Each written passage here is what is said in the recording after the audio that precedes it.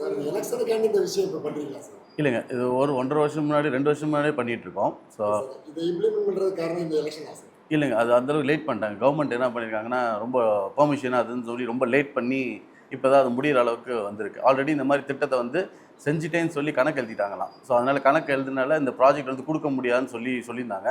அப்படி அது எப்படிங்க கொடுக்க முடியும், மக்கள் கஷ்டப்படுறாங்கன்னு சொல்லி சண்டை போட்டு கவர்மெண்ட்டை பேசி அதுக்கப்புறம் இந்த ப்ராஜெக்டை லான்ச் பண்ணுற அளவுக்கு பிரச்சனை இருந்துச்சுங்க.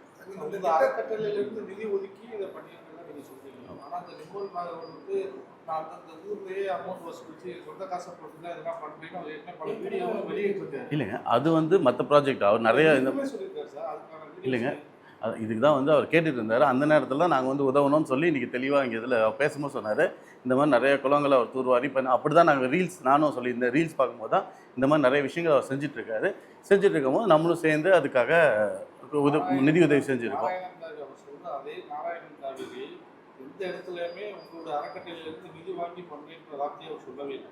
அவர் சொந்தமாக தான் பண்ணிட்டு இருக்கிறார் சொல்லியிருக்காரு. கிராமங்களில் வசூல் பண்ணி தான் பண்ணியிருக்காரு. அது நீங்கள் அந்த நாராயண காவேரி போகிற கிராமங்களில் நீங்கள் போய் கேட்டாலே தெரியும்.